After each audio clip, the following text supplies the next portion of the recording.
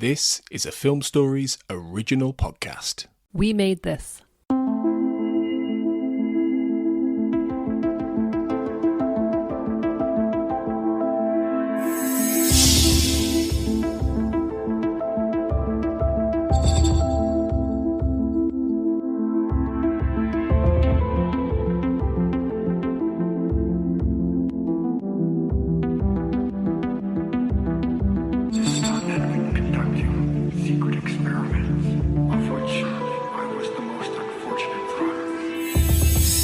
Welcome to the X-Cast. The truth is in here. I'm your host, Sarah Blair, and today I have Marlene Stemme and Cortlan Waters with me to talk about Season 6, Milagro.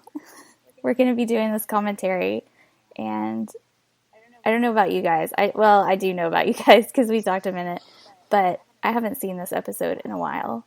I actually watched it just the other day to prepare for this, but it's sort of like jumping the gun here, but it's my favorite episode of The X-Files, and I used to watch it all the time, but I sort of stopped doing that to kind of savor it a little bit more, so then watching it the other day was the first time I'd seen it in a while. Yes, I'm going into this completely, basically fresh. Cortlan, what about you? I am doing the opposite of that. I watched it this afternoon. Actually, I watched the commentary. There's a commentary track on the Blu-ray with Kim Manners. So I rewatched that to prepare. Yes, that's great. Afternoon. Yeah, I like that. I haven't watched that in a while. That's good. So, yeah, you'll be our facts information girl go-to. So you can tell us all the inside stuff about the episode. Yeah, like Marlene, this is definitely one of my I don't know if I would say it's my top favorite because I don't think that I could pick just one, but definitely this one would be in my top 10 for sure. My love for it started the first time I saw it, and I don't know why. If I thought about it and analyzed it, it might not be my favorite episode, but if I just were to spontaneously name it, it would still be this one. Yeah. This is not one that I typically think of super often, but I know I love it, and I know I like it because, it's about a writer, and I feel like I can, I don't know, kind of identify with a murderous author. I don't know. Psychopathic, murderous author, maybe. Okay. I don't know. But not really. So I do research murder, though, for my books. So there you go. Okay. Yeah. So I do enjoy this episode a lot. It's not one I go to often, just when I'm sitting down. I mean, obviously I go to Quagmire the most often. It's my go-to. But yeah, so I'm excited to watch this with you ladies. Woohoo! I'm too. Everybody got your drinks ready? We're all set? Yes. Ready. Ready to go. All right. Folks, listeners, get your DVD, your Hulu, your Amazon, whatever you're watching on, queued up, and I will count us down to Milagro. 3, 2, 1, go.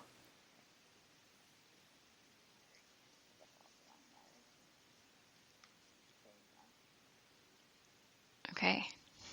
Already, are we watching it? So you have it playing, right? Yes. Okay. Yes, yep. This reminds me of the Telltale Heart, right? Mm-hmm. Yes. Edgar Allan Poe. It does, with the heartbeat Yeah. in the background. And then, I don't know if Kim Manners talks about this in the commentary, but apparently the note cards on the wall were from T.S. Eliot's The Wasteland. Have you all heard that before? No. I did hear that, but not in the commentary. Well, I don't think it was in the commentary that I watched based on just that today. Okay. And that came from somewhere. I'm not pulling up where I heard that, but I have either heard or read it before. It might have been the interview with Frank Spotnitz. Didn't Tony interview Frank Spotnitz, and they talked about this for a long time? But I want to say I'd heard it before that, but I'm not. That could be it, though. Definitely. Can I just say, this is like my life right here. I don't smoke cigarettes, but I stare into space, and I wander around and stare out the window, and at the brick wall. This is how I write. Yeah. I prefer liquor over cigarettes. I've never had a cigarette, but,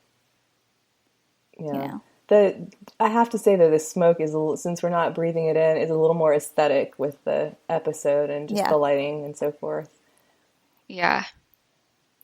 And I think that Kim Manners talked about Bill Rowe doing the lighting for the episode too in the commentary track, and the work that he had done sort of in small spaces, kind of small voyeuristic spaces throughout the episode. Yes, he talks about that a lot. Right? He talks about Oh, gross.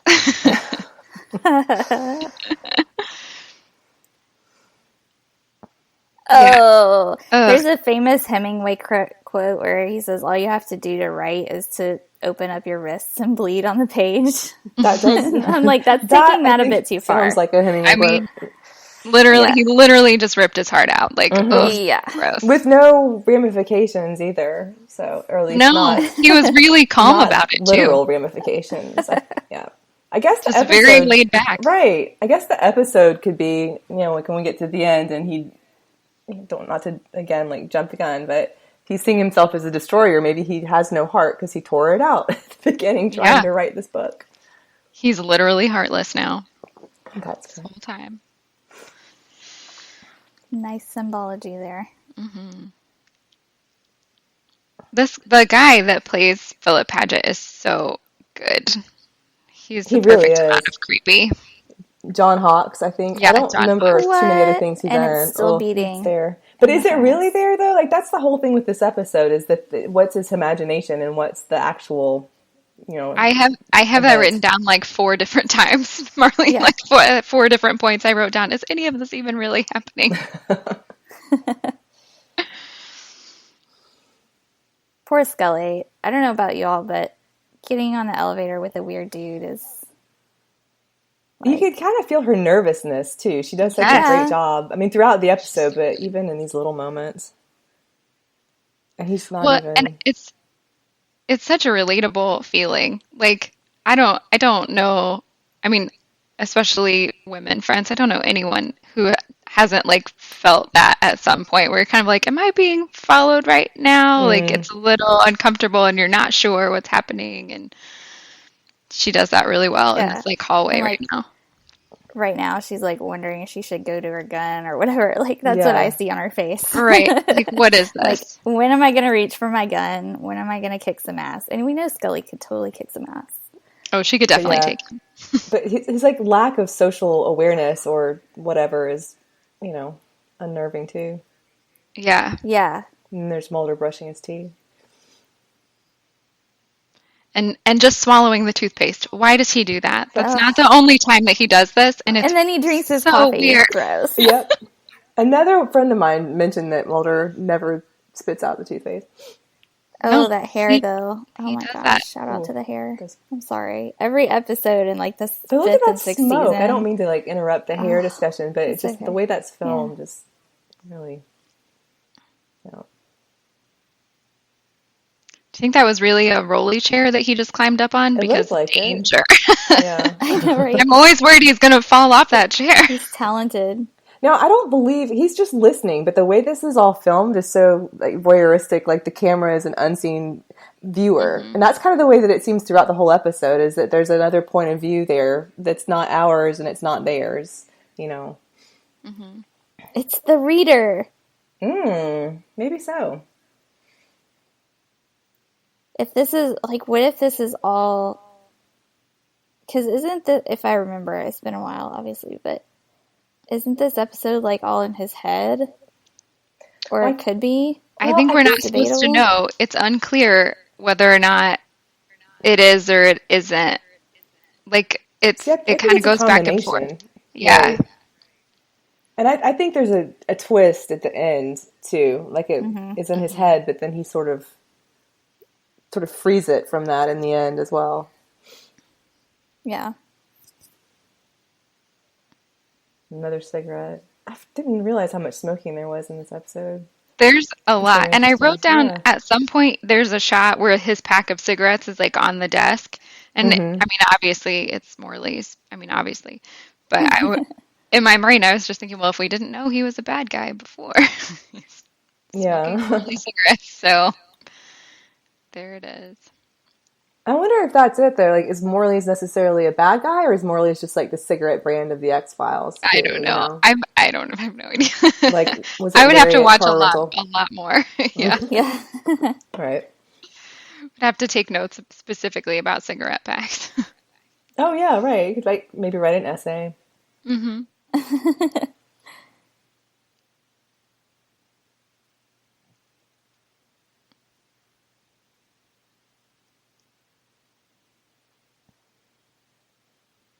Now, I will say, I know this scene, like, narratively is essential to the episode. This is the scene with the, I guess, teenagers. They look a little bit older than that now, looking back, in the forest, in the car.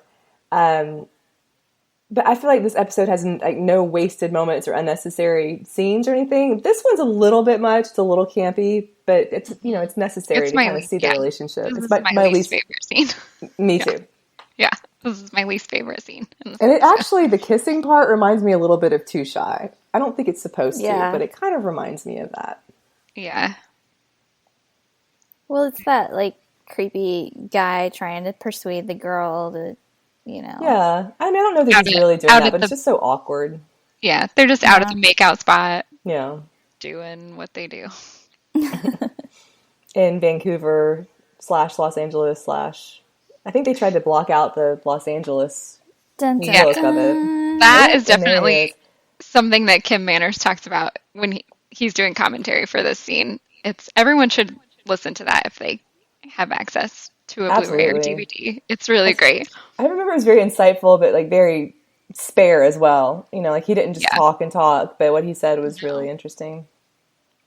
Oh, so yeah, and there he is writing what's actually happening, apparently. Well, maybe it's supposed to be campy then, if he's writing it, and he's like, maybe he's not supposed to be such a great writer. Right. Well, so this is Oh, go ahead. Is he writing it as it's happening, or is it happening because he's writing it? It's very confusing.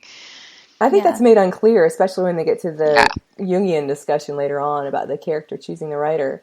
But what I think is interesting about the campiness, and I made a note about this at some point, is that it's purposely cheesy and campy, like the heart being ripped out and him screaming and so forth, but it seems like the writing and the visuals get more serious, and he becomes a better writer. I mean, it's still sort of pulpy, but his writing improves over the course of the episode, though. Mm. That's interesting. That's an interesting way to look. I haven't ever thought about it that way.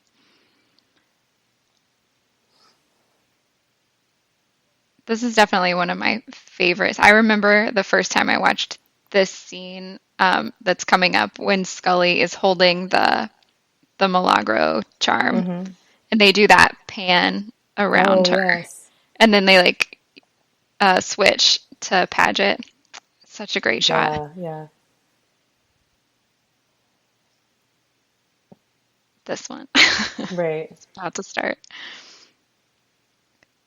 And I think it's just a really pretty visual and powerful. The lighting is really nice too. Yeah.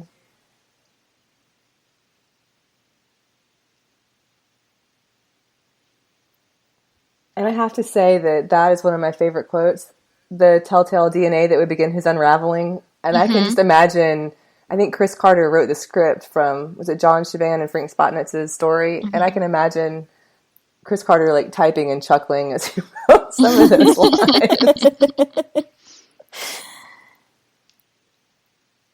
Yeah, there's an episode, I think it was The Twilight Zone. I can't remember. I need to look it up because I think about it a lot.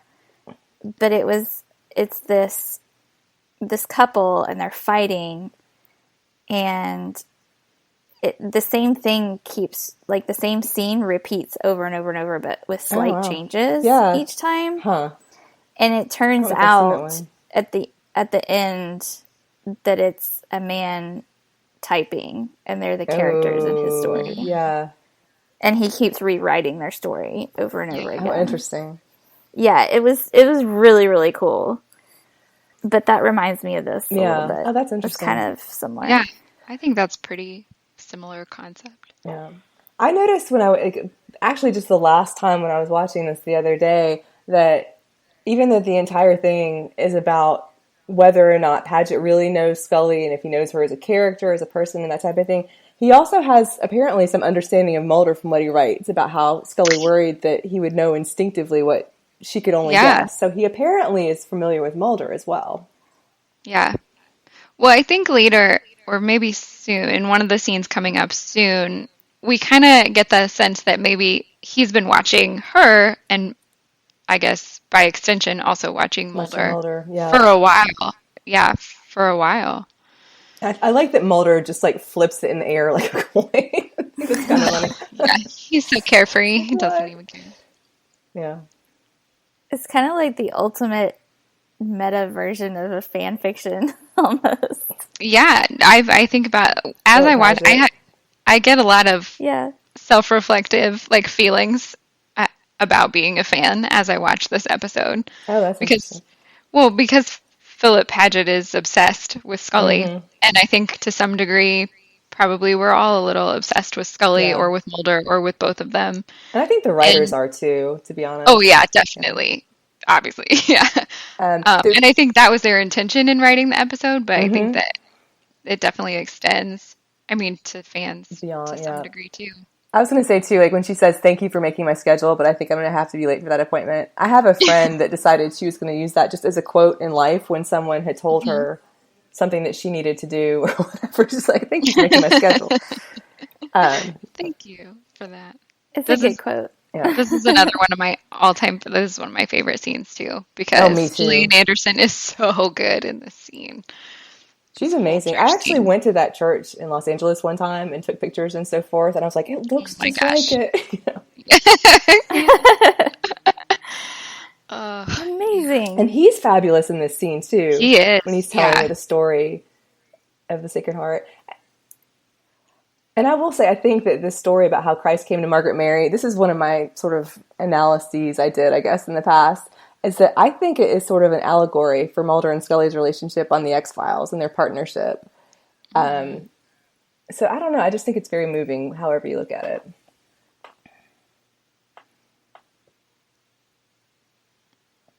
Sorry, I'm just busy watching. I know, you can get so absorbed. I get easily distracted. Yeah, I get easily distracted by watching this scene in particular. Mm-hmm.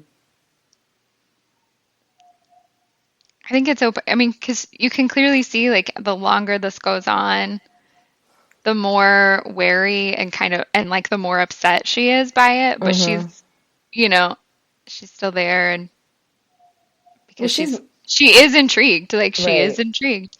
And she's more and more affected emotionally, I think, and that's probably unusual for her. Mm-hmm. I think in the commentary, Kim Manners mentions that like she gets a little teary-eyed in this, like, and that wasn't script, like that was just the react. That's just how she acted it. Reacting. Mm-hmm. Yeah. I remember him talking about that and talking about how it was just, it wasn't like an attempt at acting, like they were just present in the scene, and that's what came from them listening to each other. So good. They did such a great job. But I think it's interesting too. He's going over all of these facts, and he's clearly very observant, and she's taken by that. But I wonder by the end is like, does he really know her? Or has he just put her into some kind of character type? Right. That's another self-reflective thought that I have. Okay. I'm watching this. Like, do I know these people? No. Right. I don't actually know them. But we think we do. But it feels like, it feels like I do. Yeah. Mulder wouldn't do that. It's out of character. Like, that's my big thing when people talk about the plot not being synchronous or not, not whatever. And I always think like, well, as long as they're in character, but that may not mean the same thing to everybody. Right. Yeah. Do I know them? And why do I think what details are really important for me to know?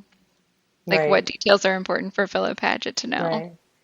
And there are things that he would have know or observe about her that Mulder wouldn't, but does that necessarily mean he knows her better? Because I would think that not knowing things doesn't mean that he knows her. And I think that's probably, sort of like a latent big part of the episode. Yeah. I think that's a really great point.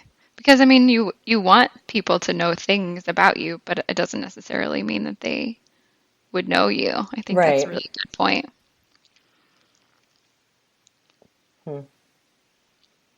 Yes, walk away, Scully, please. Run away. Run away. She's like, must be cool. Must be cool.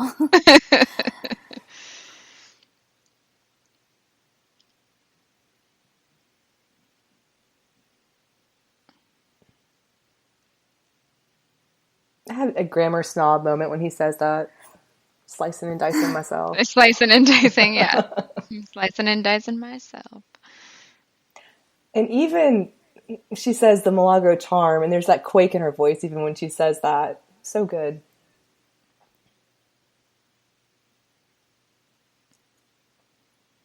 I think this is a really interesting interaction that they have, because I always, like, when they end this conversation, I always feel like, did she just send him to, like, take care of her stalker?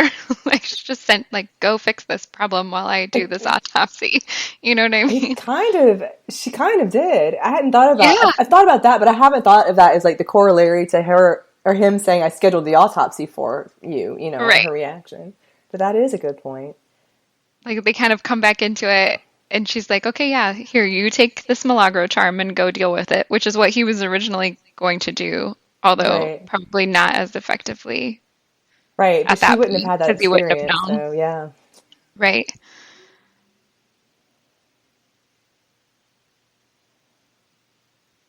Yep, there you go. Shouldn't be too hard to find out, should it? She just sends him on his way, like, go to it. But she knows that she doesn't really have to. Yeah. And then I like that scene is so funny. Yeah, the look, right. Looks over his shoulder and then pries like open the middle of the day. Yeah. Kind of looking into the mail, my neighbor's mail. Very casual. There's a part coming up too when Philip Paget comes in when he's looking through the mail. And he tries to hide it, and the elevator, I think it's coming up in a second, but the elevator pings right as he like pops the mail back down into his hand. That's hilarious. So I think we'll get to that in a second. It's very smooth. Yeah, he's very smooth about it. Did he even close the mailboxes? Probably not. It didn't look like he. No. It didn't look like he did. What, this part right here? Watch. Oh my gosh. It's so great. And he's so on to him. But Mulder doesn't care. Mm-hmm. No, look at his face. He definitely doesn't care.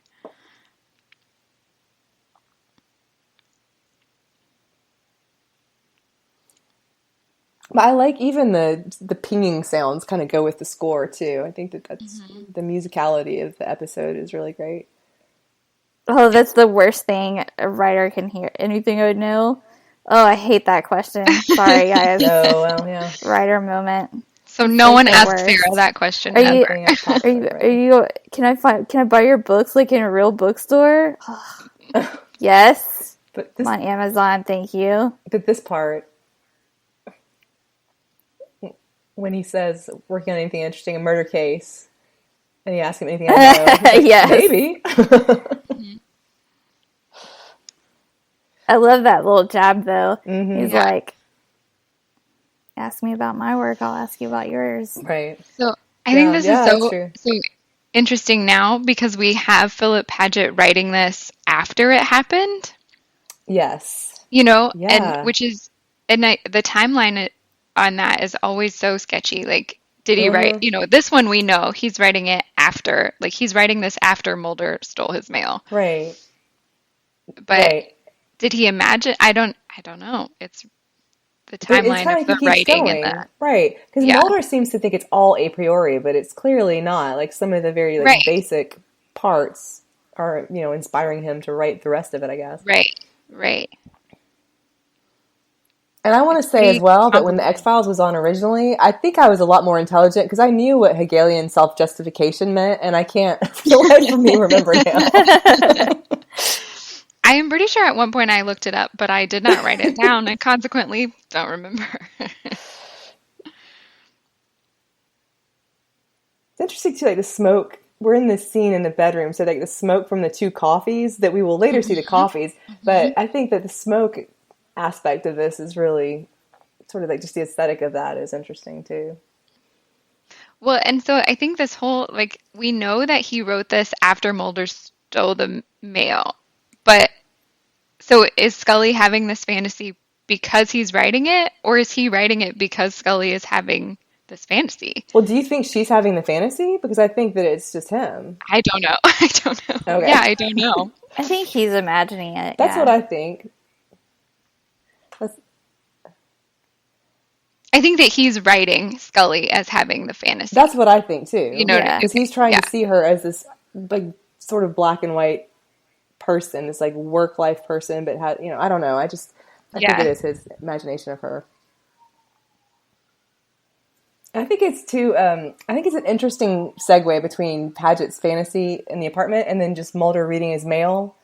But it's interesting too. Just like it made me think about the differences between the characters. Like when Mulder right here has just said Mr. Popularity, and we think of Mulder as being, or at least I think I do, as being sort of like a loner and whatnot. But his apartment is furnished, and he does have some sort of outside life, even though he's very obsessive. You know, he's not. He's got the lone gunman. But he has a makes fish calls tank, to and the he porn has an ladies. actual lamp and not a lamp on the floor. So the contrast, I think, between Paget and Mulder, and you know who has the more external life, is kind of interesting. Like it's interesting, even though it's not the point of the story. I think. Yeah. Well, I feel like I heard or maybe read somewhere that they purposefully styled Mulder a little differently for this episode so that they would look more similar. You know? Oh, really? Okay. I think that we're supposed to compare it in some weird ways. We're supposed to compare them a little bit. I know there's a scene when Mulder's hair looks very spiky. Yeah. I'm pretty sure that's it. Pretty sure that's it. Yeah.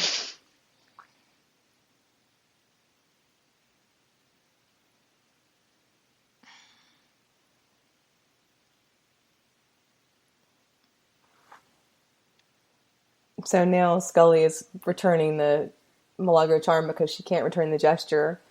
And I said this on another podcast. Cortlan, I think that you and I were discussing like the rewatching of the X-Files, and I rewatched this episode when I was going to Paris because I knew no French whatsoever. So I decided the best way to learn a little bit was to watch X-Files turned on in French. And so I learned how to say loneliness is a choice in French, and that was pretty much it. I mean, So a very useful phrase. Oh, no. This is about 10 years ago. That can be when we get to the French language podcast that we'll be doing. Hi, Isabel. Shout out. Right, yeah. I did write down at one point in his commentary track, Kim Manners sort of is describing the overall like point of this episode or point of this character piece about Scully as this being like a moth to a flame kind of moment for her. Yeah, she's very and I really thought that was so perfect. Like she knows that this isn't great, this isn't good, it's a little dangerous, and she like can't. She likes it, you know, like she kind of likes that. She's intrigued by it. I think, I don't know, because I don't necessarily think that, like, Paget's, you know, suggesting that she's repressed that side of herself, but I think it's just not the side that she at all leads with. So it's probably intriguing to have someone that's so fixated on that part of her. Mm-hmm. And the mismatching coffee mugs. That's such a great, I guess it's I don't know if it's a set decoration or what that would count for, you know, in film, but I think that's a great detail. Yeah, who chose those coffee mugs? They did a great job. Yeah. It's true. He's got everything he needs. He's got his desk. He's got his coffee. He even has an extra coffee mug. So really, he does for guests. He has more than he needs. Yeah, really. That's true. I thought that was like an interesting. I didn't think about this at the time of the episode. I think it's only like later on in life that I don't know that artists don't need anything else. You know, he seems to have no external stimulation. You know, he talks about it being like a view only a writer could appreciate, but I think that they have to sort of let the outside world in to have some sort of content, you know, and he talks about just being in his head or being in her head. And I don't really know that that's how it actually works.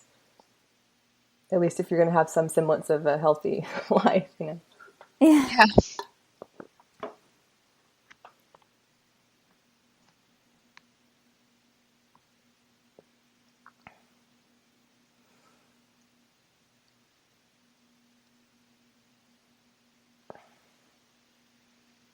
I think this may be the part when he talks about it being a view only a writer can appreciate when they go into his bedroom. And there's something, this is the part when he's trying to turn the lamp on, and there's something interesting to me, I don't know what it is, about the lamp not turning on and how the bulb keeps going out. And I don't know if that's meant to be anything else, but it fits the episode really well for some reason. I have nightmares like that. Like what? That I can't get the lights to turn on. Ooh. Oh, interesting. Yeah. Ever since That's I was scary. a kid, like I would like walk, like I'll dream that I'm in a room and I go to turn the lights on, and the lights won't turn on. I don't know. It's weird. But yeah, I always wonder about this light bulb problem that he has, because in this scene that he wrote, the lights are off. You know, like we see the steam coming up from those coffee mugs and the light is off. And so the light can't be on now. Right. If it's going to like match. Yeah, if it's going to match. Right. But I'm that's not, the whole deterministic, it seems really complicated. Like, no, but that's way to do it. Like, is it determined or is it, because it does seem like it's kind of all sort of pre-designed, but then I think that discussion again, like I'm jumping to the end, I feel like that discussion that he has with Ken Nascimento kind of goes into that, and like, is this all preordained or not, you know? Right. But, because how uncomfortable it she can't is. stay on. Oh, she's so uncomfortable. She just doesn't know what's happening. Like, why is she here? Look, and then when they turn, the way that they turn just in sync like that, I thought that was... It is perfect. Yeah. And turn back. Yeah.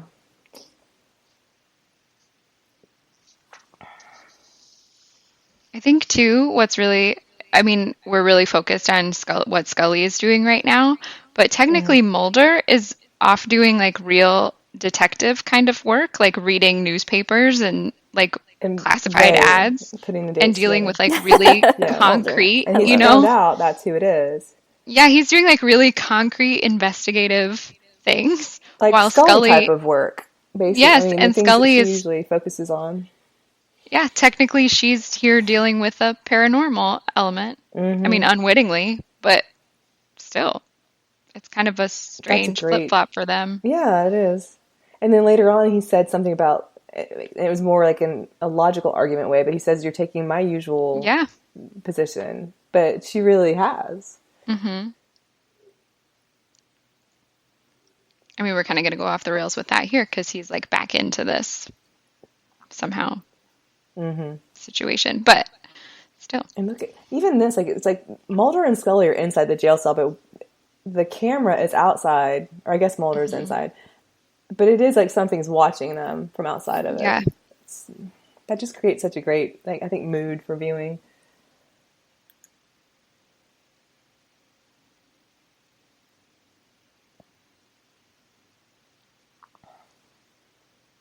You always need a lawyer when you're being investigated for murder. Come on, guys. Don't be dumb. Just saying. Right. He's always very, get a lawyer. very proud. Right.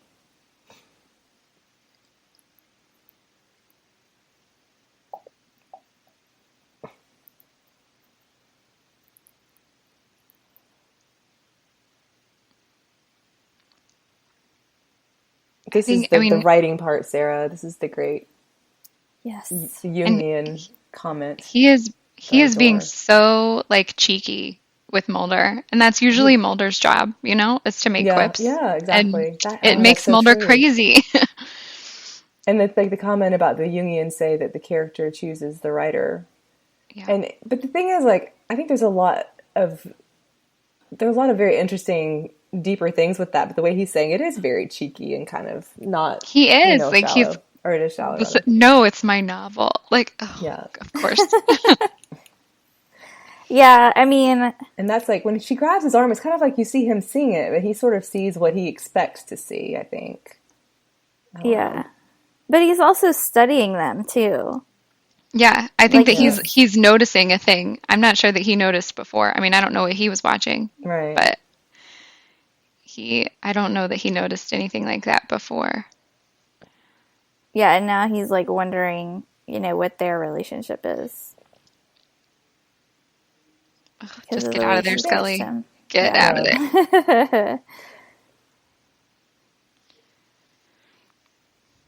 But he's also, it's interesting, though, because I think he's wondering from the perspective of someone that's writing, like, pulp novels, and sitting in his apartment as well.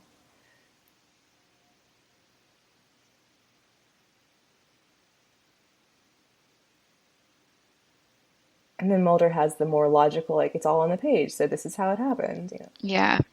Like, we have all this information, and he has it. This is it. And usually it's Mulder saying stuff like this. It's interesting to see them kind of switch roles. It really is, because it's kind of like, we have the information, let's just wrap this up. The other thing, too, about this particular exchange is it kind of reminds me of some, and it might just be because this is where we are in listening to the actual, X-Cast timeline, but I've been thinking about this at several points. Serial killers become fixated with Scully, and they never seem to notice until it's too late. But I feel like they should have maybe noticed here. It's pretty clear this guy is fixated. I think Mulder is very aware of that, but I just don't know that he's connecting the murders to it. I guess that's that. No, that was my strong opinion within Rua, which is the one where we're currently where we are, I guess, in our listening to the cast. I mean, this guy pretty much wrote it down. He's obsessed with Scully. Yeah. We maybe should have thought about that later. Yeah, I agree. That part too, when Mulder's when she says, "I think you know me better than that." And he doesn't know any of necessarily the facts of what happened, but that was a good comment on him really knowing her. Well, I think too, from Mulder's perspective, I'm not sure that I would want him to agree that he knows her better than that, but I think, we never again is maybe an example of a situation that Mulder might remember where maybe he doesn't know, right? Yeah. This is the graveyard scene when Gillian Anderson does the voiceover of the writing. And this was the scene that made me think the writing is improving. That was a conscious choice in the script to have him become a more effective writer as he's growing closer and more obsessed with Scully, I guess. Because this, to me, has some ideas in it that, aren't just a good chuckle, they really have something to do with not only the murders of the story, but it also just seems like it's Scully describing, I don't want to make it all about her relationship with Mulder, because I don't think it's necessarily that direct, but I sort of think of this as being, in a way, the post-traumatic stress episode, going back to fight the future. There was just something underlying, some tension underlying all the comedy of season 6, something that wasn't resolved. And I felt like this was the episode where that sort of came to the forefront. And that voiceover really is a little bit more inside her head in describing that. That is definitely an interesting thought. I do think that you're right about the tension of, the underlying tension in season 6. Oh, wait, pause just a second. Sunglasses wearing Mulder. I love it. I love when he takes these sunglasses off in a hot second. It's hilarious. He's going to run in a minute, too. He's very good. Yes, he does. I do think that you're right, though, Marlene, about underlying. About really distracting with the sunglasses. Sorry.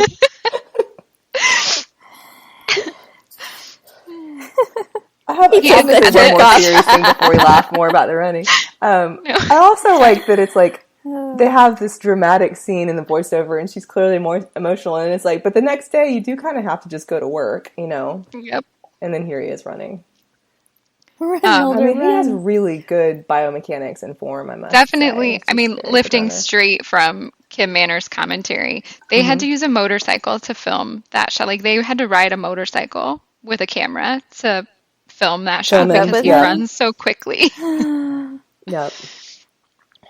Always and funny. He can get his gun out and keep running and not fall on his face. That's amazing. I'm the most uncoordinated person. I have zero coordination, and that is amazing to me. But it's not like he has a hip that's stiff, or he's listing to one side trying to pull the gun out. It's just all very smooth. It's just, it's amazing.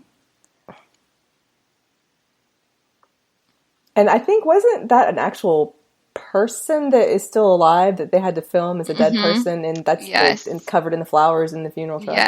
Yes. Kim Manners said in his commentary that she had allergies and it was really terrible for her. No. So I know. And now I'm just repeating things out of the commentary. That's okay. But wasn't as terrible as being in a literal coffin box under a bed? Like Karen That's true. Oh, probably That's true. Not for that. That is like the most horrific thing I've ever heard. Oh, I have claustrophobia, so I don't think I could have handled that. But I also have allergies, so I can identify with you both. probably wouldn't be able to guest star in the X-Files in a villainous capacity. I could not pretend to be a dead body or a inbred mother. No.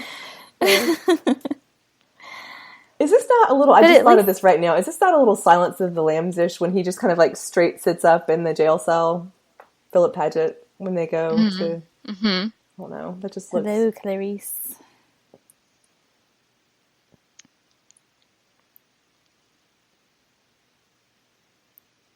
And the way they're framed when he says that Agent Scully is already in love is interesting, with him standing in front of them. It's such a, also, I mean, it's kind of a low blow. I like the way he says it. It's almost cruel, I think. Like, because he now believes that he has this secret of hers, and he's just sort of throwing it out there. Revealing it or something. Yeah. It's almost cruel. But I never, when I watched that, because I'm not a shipper, but when I watched that scene, I was like, I don't know that I like that. But then I read a comment that John Shaban made about how the episode really was dealing with like the nature of love, and that Philip Paget wanted to feel love and Scully wanted the same thing. And that the idea, at least at that time, was that Scully didn't realize that she maybe already had that in a different way, and it might not be like, you know, like marriage and children and sexual love, but it was like a different form of that. And that's kind of what I gravitate to with them anyway. So I always thought that was an interesting way to look at that. I definitely am a shipper. I think at this point in the season or series, I guess it's way too early for them, I suppose. But yeah, I would agree with you, at least at this particular point in their time, Marlene, that's definitely the idea there of at least the love that they, I mean, because of course they love each other. Like, I'm not sure that that's up for debate. I mean, we could argue like what kind of love that is, especially like here in this moment. But I would agree with you for sure that it's not necessarily a like marriage and children love at this particular time. I appreciate how afraid Philip Paget looks of this guy. I mean, if one of my characters was standing there in front of me and he was a psychopathic, heart-ripping out killer, I think I would be scared too, just saying. Yeah. I mean, but he's been living with them in his imagination like this for a while. Right. So I think whatever is different about this particular moment is important. Right. Something has happened to him that he's made that character external. And I think it's interesting too that I misjudged her character, not her. Well, yeah, because in my mind, whenever I hear that line, like I misjudged her character, I never think, oh, I misjudged her character as in like character in a book. I always think character like her, like worthiness, Oh, interesting. Okay, I don't know why. That's what my brain thinks. I don't think that that's what we're meant to. I mean, I think it makes a lot more sense to think about, like, I misjudged the character I was writing, but I think that's interesting too, because the conversation that Mulder and Scully had when he says, like, I assume that's a priori too, and he talks about what Paget wrote about her. Like, that's also a conversation about her character, but in the sense that you're talking about. Yeah. Or not worthiness, but like her character or nature as a person. Yeah. Her nature is a better way to say that. Sorry, I'm just sitting here like freaking out because I talk to my characters, not like this, but like, yeah. Wow. it's like, this is why I identify. That's probably why I don't watch his episodes so much, actually. As long as you're not talking about like what you want them to do in the real world, I guess. No, but it's also like he's asking. He wants the character to tell him why he feels like he does too, which is a little bit, like he just doesn't know who he is. Yeah. I wish, and this is where the like obsessed part of my mind goes, like, why Scully has her shoes off and is asleep on this couch? Like, how long have they been there? But I was thinking about that because I've always noticed, like her dozing off and so forth, but I think it's interesting that they just have like a calm and comforting feel, those scenes, like she's, it's so contrasting to the way she was in Paget's apartment. She was totally at home and relaxed. Everything's going on and they're surveilling him. Like she's just kind of dozing off on Mulder's couch, and it's just comfortable.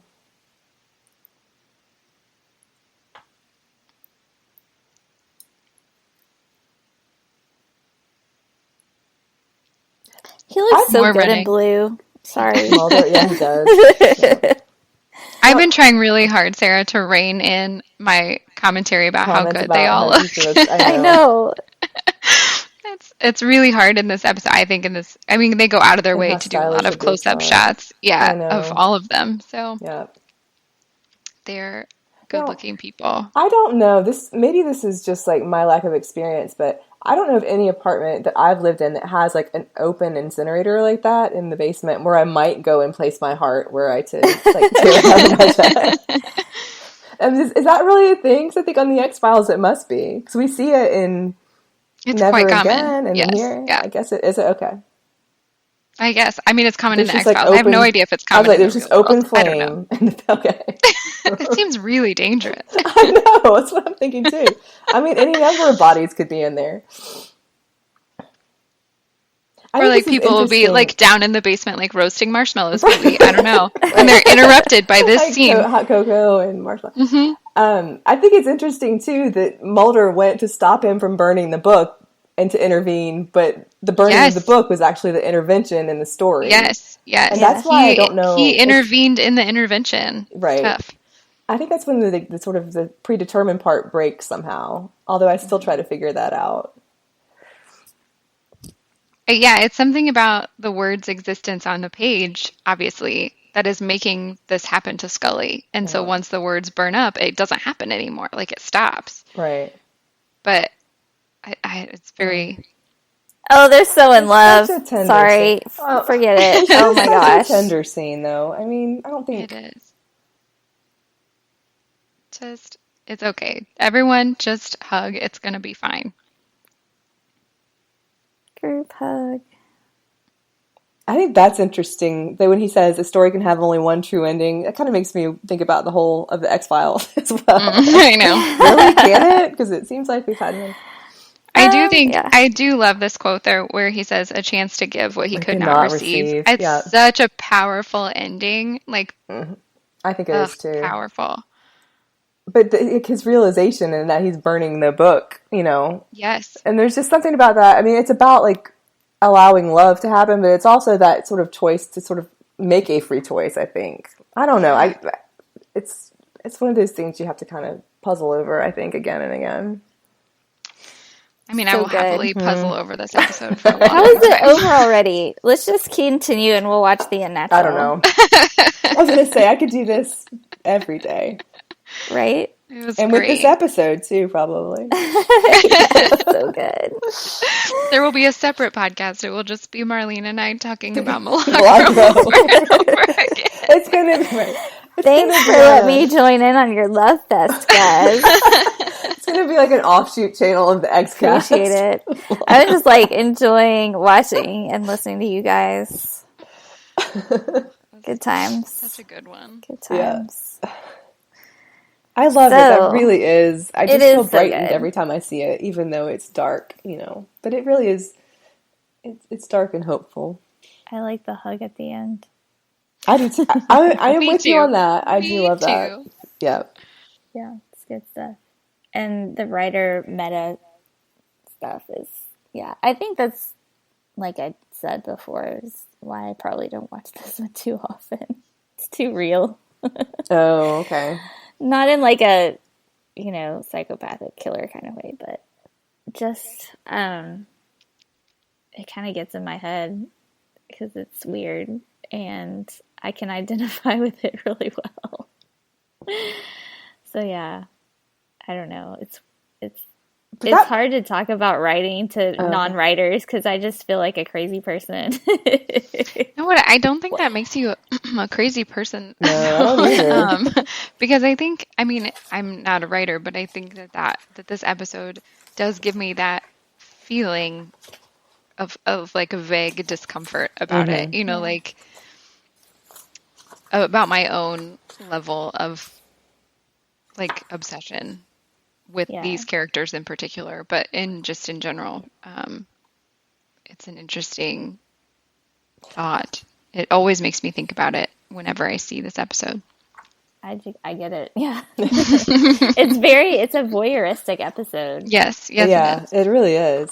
And I think it's interesting that they really are showing sort of like psychological voyeurism, but they show it through a lot of physical, almost like body parts. Like even at the beginning when Philip Paget was walking down the stairs to get to the big incinerator that I don't understand why they would have that in an apartment, but they show like his calves, as he's walking down the stairs, and they show Scully walking and things like that, just to make it seem more voyeuristic, I guess, or like just a little bit off and uncomfortable. It really focuses in on the details. Like the shots are really, and I just watched the commentary about this, but they purposefully kept the cameras pretty tight on their faces or on, their feet or whatever. And that's on purpose, to give it that kind of voyeuristic feel. Yeah. I think Kim Manners was really, to me, that's one of the great examples of his emotional work, like using the technical expertise to really bring that out of the script.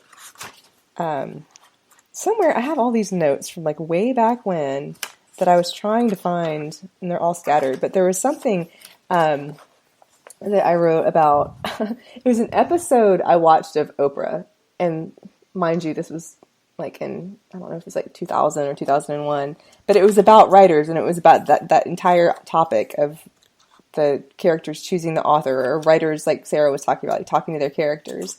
I can't find it. If I can find it, I may send the notes to you, Sarah, because I think that you would enjoy that.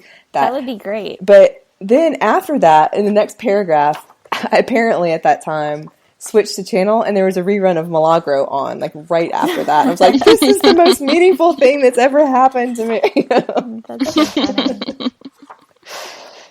So, yeah, I totally get it. I mean, like, I've talked to Cortlan a little bit about my writing and my books and everything. Yeah. And, like, I feel strange talking about it because when I really get into it and I start talking about it, I feel like I'm talking about them like they're real people. They're inside my head, but I know them like they're real. Yeah. And, like I'll have like my muses or whatever that I use kind of for inspiration. And Mitch Pileggi is one of my muses. So it's weird, like, watching him I'll watch him on TV, and it's like there's that distance. But then when I actually met him in real life, it was really freaky. It's like, it's kind of, because, like, I did just want to sit there and just stare at him in, like, creepy, like, way, but not meaning to be creepy, just, like, I really did want to just study how does he move? How does he act? Like, what does he sound like? How, his mannerisms and stuff like that. Because I wanted to, kind of capture that and everything. Right. So even just like when I'm out in public or whatever, I'll just sit and watch people and how they move and how they talk. And sometimes I feel like I'm unintentionally creepy. I don't mean to be like that. It just, for somebody who doesn't know what's going on in my head, I can understand how I would be a total creeper without meaning to be. I'm like, I swear I'm innocent. I'm not stalking you. I promise.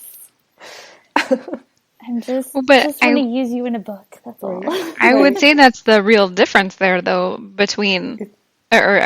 with Philip Paget, I mean, he was actually stalking her, like moved Yeah. to Mulder's building Right. to watch her. Stalking her, and then also think what he was doing with the observations and the thoughts that he had. So he was physically stalking her, but he's also making this other, you know, not just a story narrative in his head. You know, I think it depends on what you're doing with thoughts Sure. too, even though nobody would know one way or the other how that's going. Sure.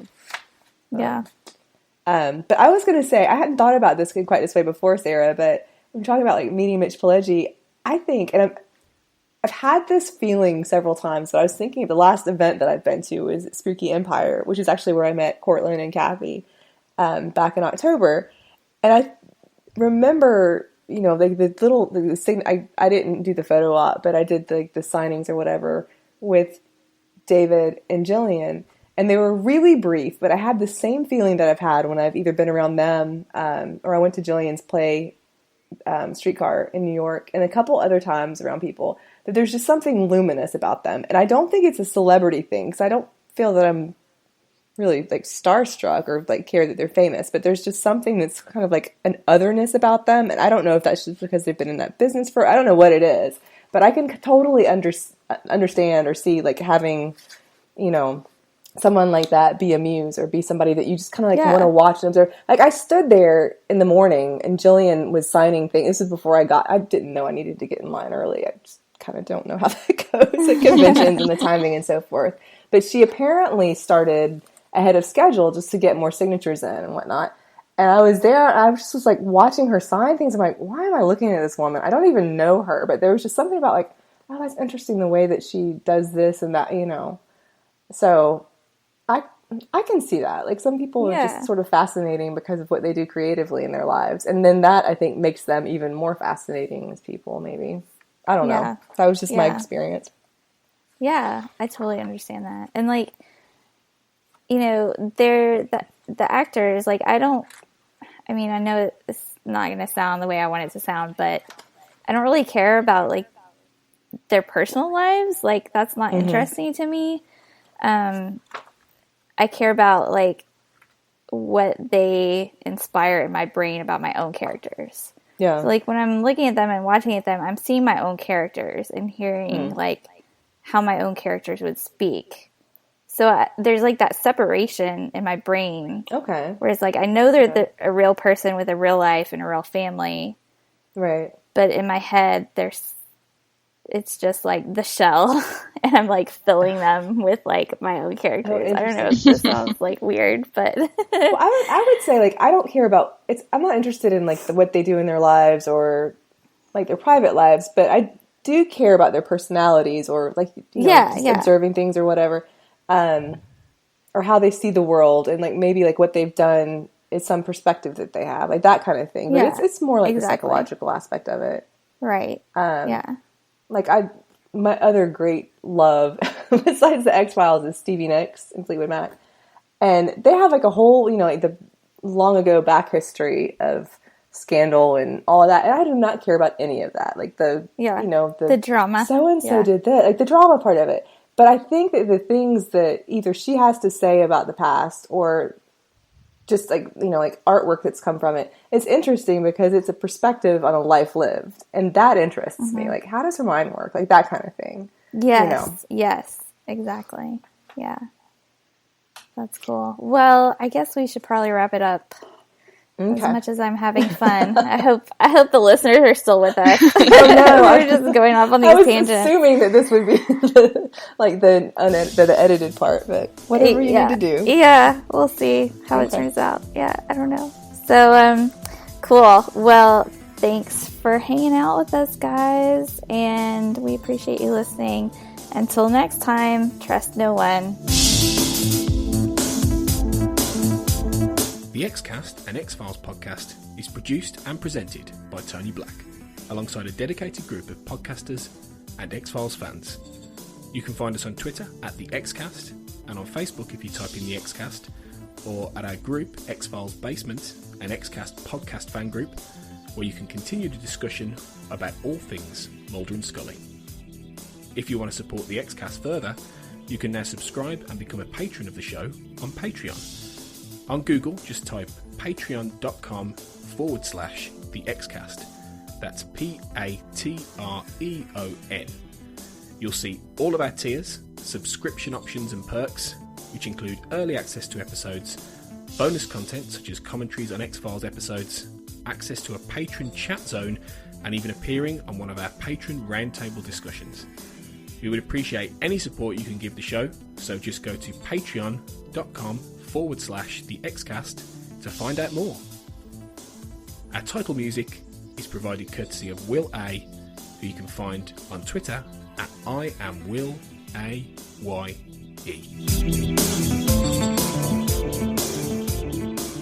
Elsewhere on We Made This.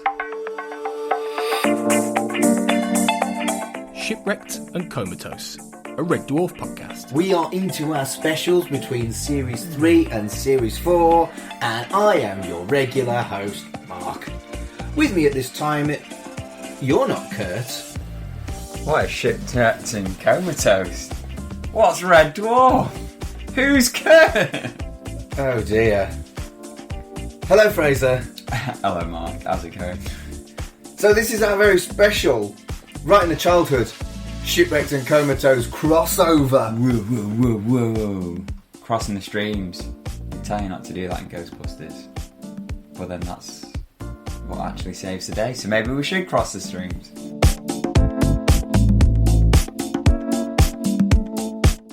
We are Starfleet. A lot of times we have trouble facing profound grief and trauma in our past. So it is interesting. I think it was this sort of well-intentioned, sort of benchmark for him to clear as a developing being, and he unfortunately kind of had this arrested development because of the trauma that he experienced. And then, if someone had shown up a year later, 2 years later, maybe not so bad. But the burn happened, and that wasn't an option anymore. Pick a disc. I do think that concept of just like normal music getting associated with Christmas is much more of a British thing, which I find interesting.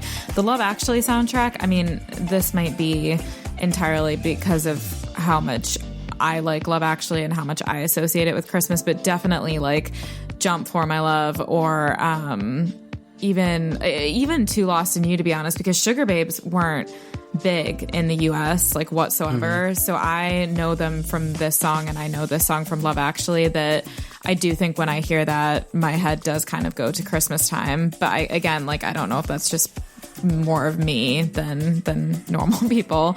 Check out all of these shows and more on the We Made This podcast network.